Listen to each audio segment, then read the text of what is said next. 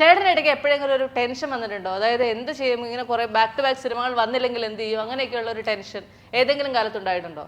വീണ എന്നെ പോലെയുള്ള ഒരാൾ ആദ്യകാലങ്ങളിൽ നമ്മളെ പോലെ ഉയരം കുറഞ്ഞിട്ടുള്ള ആൾക്കാരൊക്കെ വളരെ സ്ലാപ്സ്റ്റിക് ആയിട്ട് വന്നിട്ട് ചിലപ്പോൾ ഈ നായകൻ വന്നൊരു തോണ്ടുന്നത് അല്ലെങ്കിൽ എന്തെങ്കിലുമൊക്കെ കാണിച്ചിട്ട് നിലം വിളിച്ച് അയ്യാ എന്നൊക്കെ കാണിച്ചിട്ട് ജനങ്ങൾ കിടന്ന് ചിരിക്കുന്ന സത്യം. ഞാൻ പെട്ടെന്ന് പറയുമ്പോൾ ഞാൻ എന്താ ഓർത്തെന്നറിയോ, എനിക്ക് വേണ്ട ആ പെണ്ണിനെ എന്ന് മറ്റു സിനിമ പറയുന്ന സാധനം.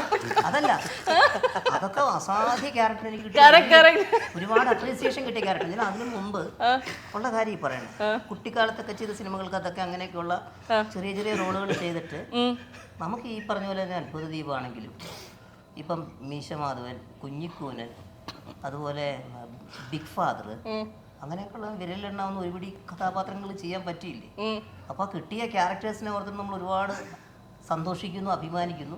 പിന്നെ അതിലും കൂടുതൽ നന്നായിട്ട് മെച്ചപ്പെടണം, കൂടുതൽ നല്ല നല്ല കഥാപാത്രങ്ങൾ ചെയ്യണം എന്നുള്ള ആഗ്രഹത്തിൽ വീണ്ടും ഈ ത്വര എന്ന് പറയുന്ന സാധനം ഉണ്ടല്ലോ, അതുമായിട്ട് ഞാനിങ്ങനെ മുന്നോട്ട് പോവുക, അത്രേ ഉള്ളൂ.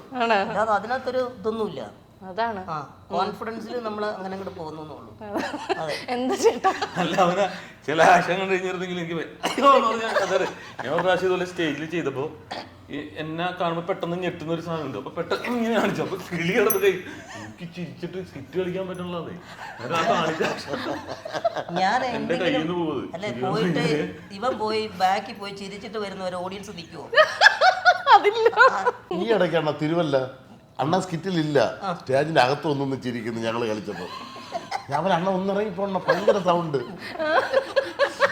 ഞാൻ സ്റ്റേജിൽ അണ്ണ ഒന്ന് പോകുന്നു, സ്റ്റേജിനകത്ത് കയറി ഫ്രണ്ടിൽ നോക്കി ചിരിച്ചോണ്ടിരിക്കുന്നു ഞങ്ങൾ. അറിഞ്ഞില്ല ഞാൻ ഈ സൈഡിലുള്ള കറക്റ്റ് അവിടുന്ന് നടന്ന് സ്റ്റേജിന്റെ പകുതി എത്തി ചിരിക്കുന്നു. ഇതിപ്പോ കളിയാക്കി ചിരിക്കണമെന്ന് വിചാരിക്കും ആൾക്ക്.